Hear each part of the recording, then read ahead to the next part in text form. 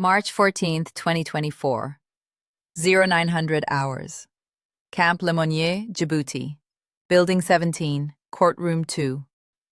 A captain with 8 years of unblemished service sits across from a panel of 5 field-grade officers who are about to decide if she refused a lawful order or prevented a war crime. Her commander, Colonel Marcus Hayward, sits 3 rows back in full dress uniform. He has told them she is a coward. The charge sheet reads, Article 99, Misbehavior before the enemy. The maximum penalty is death. What the room does not see yet is that the entire case hinges on 7 words buried in an Allied unit's after-action report. A report the colonel has classified up to keep it out of discovery, and a report my defense attorney filed a motion to compel exactly 48 hours ago. The ruling comes down in less than 2 hours. This is how I forced the truth through a system that was built to protect the wrong side. That is the whole case. I am Captain Ava Reese.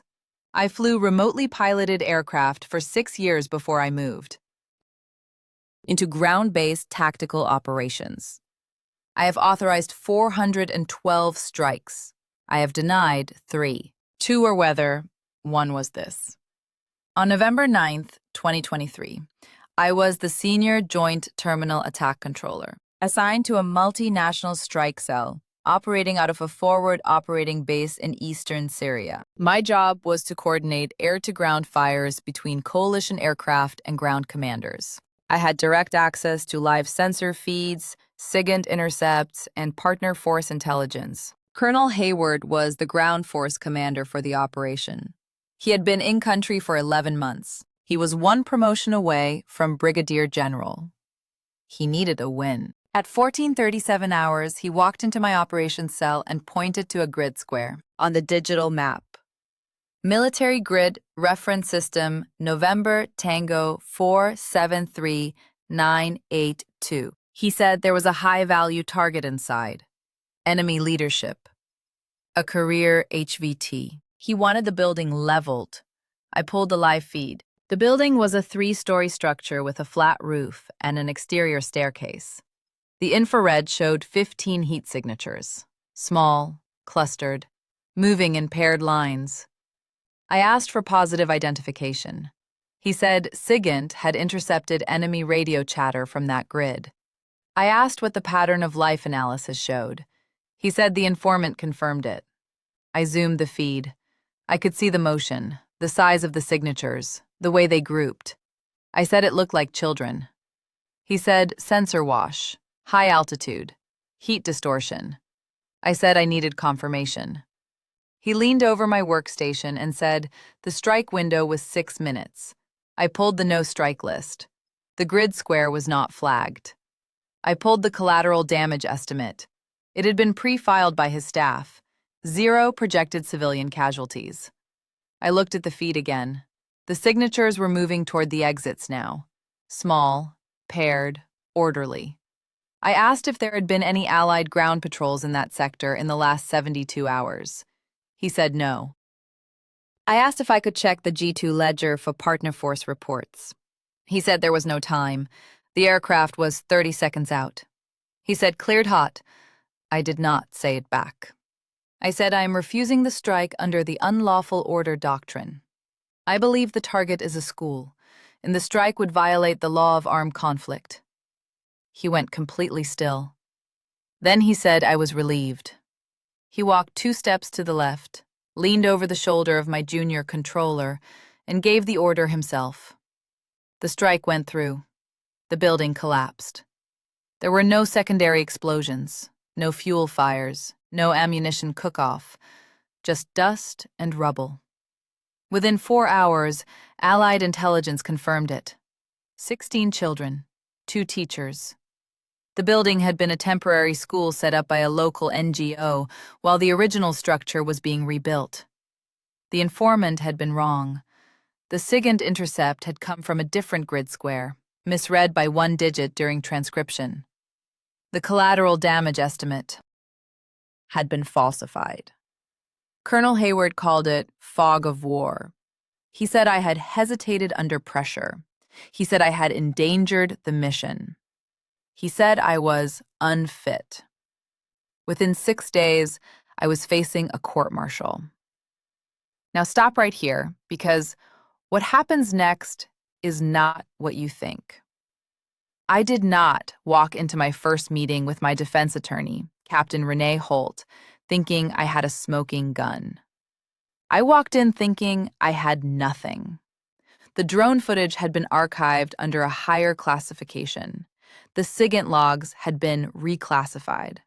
The collateral damage estimate had been amended retroactively to reflect updated intelligence. Every witness who had been in the operations cell that day had been reassigned. 2 were deployed to South Korea, 1 was in Kuwait, 1 had been moved to a training command in Georgia. The junior controller who executed the strike had been promoted. I sat across from Holt in a makeshift conference room in a prefab building that smelled like diesel and cleaning solvent. She asked me what I saw on the feed. I told her. She asked me what I said. I told her. She asked me if I had any proof. I said the metadata, the data stamp on the video file. It proves exactly what I saw and when. She said the footage is classified. The prosecution will not release it. I said, then we file a discovery motion. She said we did. It was denied. The judge said operational security. I said, then we force it. She looked at me for a long time. She said, how? I said, there was an Allied patrol in that sector. I remembered it. November 7th, 48 hours before the strike. British Special Forces. They filed an after-action report. She said, where? I said, the G2 ledger, the master intelligence log. Every partner force report gets indexed there. She said the ledger is classified. I said, so is the drone footage, but they are using that to build the case. She said the rules are not the same. I said, then make them the same. File a motion to compel. Force the judge to rule on the record. Make them explain why the evidence that proves my innocence is too secret to see, but the evidence that convicts me is fair game. She wrote that down. She filed the motion on March 12th. The hearing on the motion was set for March 14th at 1100 hours. 2 hours before the court-martial was scheduled to begin. But here's the thing. I did not know if the report existed. I remembered the patrol. I remembered the call sign, Reaper 31. I remembered the date. I did not know if they had written anything about a school. I did not know if the grid square matched. I was betting everything on 7 words I hoped were there.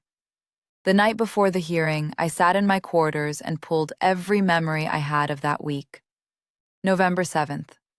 I had been on duty in the operations cell when the radio call came through. British accent, clipped, professional. Reaper 31 requesting route clearance through grid November Tango 47. I remembered writing it down. I remembered the patrol reporting all clear, civilian movement observed, families, no hostile activity. I remembered filing it in the daily log. I did not remember if the grid square was November Tango 4739 or 4738. 1 digit, 100 meters. I did not sleep. March 14th, 0800 hours. I walked into the courtroom annex where the motion hearing was being held. Colonel Hayward was already there. His attorney, a lieutenant colonel named Briggs, was seated beside him. My attorney was at the defense table, with a single file folder. The judge, a full-bird colonel named Peterson, entered at 0815. He asked for arguments. Briggs stood first. He said the motion was a fishing expedition. He said the defense was attempting to access classified partner force intelligence with no proof of relevance.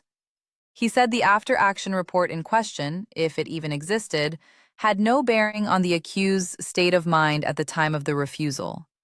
He said the accused did not have access to that report on November 9th, so it could not have informed her decision.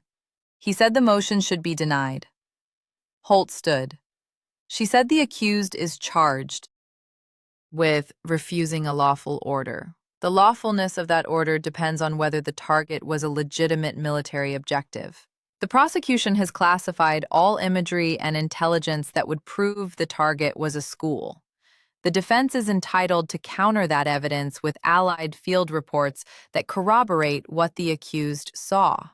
She said the British patrol filed a report 2 days before the strike. She said the report describes civilian activity in the same grid square. She said the report contains evidence of a school evacuation. She said the prosecution has buried it to secure a conviction. Briggs said there is no such report. Holt said, then compel the G2 staff to produce the ledger and prove it. The judge asked if the defense had a specific date and call sign. Holt said, November 7th, 2023, Reaper 3-1. The judge asked if the grid square matched. Holt said the patrol reported activity in grid November Tango 4-7. The strike occurred in grid November Tango 473982. She said the grids overlap. Briggs said the grids do not overlap. He said November Tango 47 is a 10-kilometer square. He said the strike grid is a single 100-meter square within it. He said the report, even if it exists, is not specific enough to be relevant. Holt said, then let the panel see it and decide. The judge went quiet. He looked at the file in front of him. He said the court will recess for 30 minutes. He left. I sat there. Hayward did not look at me. Briggs was writing something on a legal pad. Holt leaned over and whispered, she said if the report is not there, this is over. I said, I know. She said, if it is there, and it does not say what we need, this is over. I said, I know. She said, do you remember anything else? I said, I remember the voice. I remember all clear. I remember families. I remember the grid. 4-7. I did not write down the rest. 31 minutes later, the judge returned. He said the court has reviewed the G2 Ledger Index for November 7, 2023. He said there is a report filed by call sign Reaper 3-1 at 13:20 hours. He said the report is classified secret. He said he has reviewed it in camera. He said it contains a single line referencing civilian movement in grid November Tango 4739. He said the line reads, local families observed moving children from informal school structure to secondary location for safety during patrol sweep. He said the report will be entered into evidence. He said the classification level will be maintained, but the defense and the panel will have access under controlled conditions. He said the motion is granted. Briggs stood. He said the report does not prove the accused saw the school. He said it only proves there was a school 2 days earlier. He said the accused refused the order based on sensor data, not on a report she never saw. The judge said that argument is for the panel. He said the evidence is relevant and material. He said it will be admitted. The hearing ended. I walked out of that room and sat on a bench outside the building. I did not cry, I did not smile, I put my hands on my knees, and I breathed. 2 hours later, the court-martial began. The panel heard the evidence. They saw the report. They heard Holt walk them through the timeline. November 7th, British Patrol reports school in grid 4739. November 9th, I refuse strike on same grid. November 9th, strike executed anyway. 16 children dead, no enemy killed, no secondary explosions, no weapons found. The panel deliberated for 4 hours. They came back at 1900 hours. Not guilty. All specifications. The room stayed quiet. Colonel Hayward stood and walked out without looking back. 2 weeks later, he was relieved of command. The investigation found that he had knowingly suppressed intelligence, falsified the collateral damage estimate, and exerted unlawful command influence by transferring witnesses. He was not court-martialed. He was allowed to retire, his pension intact, his career over, but his freedom untouched. I was reassigned to a training unit stateside. My record was cleared. My reputation was not. Some people still call me the captain who froze. Some people call me the one who got kids killed by not stopping it sooner. Some people do not call me anything. They just look away. But here is what I know. The system that tried to bury me is the same system that forced the truth out. The motion to compel, the ledger, the 7 words that no one thought mattered. That is what saved me. Not luck, not rank, not favor. Proof. I did not stop the strike. I refused it. The strike happened anyway. The children died anyway. I carry that. But I also carry this. I was right. The order was unlawful. The target was a school. The evidence proved it. And the man who tried to bury that evidence lost everything he was chasing. Sometimes the most powerful thing in a courtroom is not the rank of the accuser. It is the single line no one thought to read.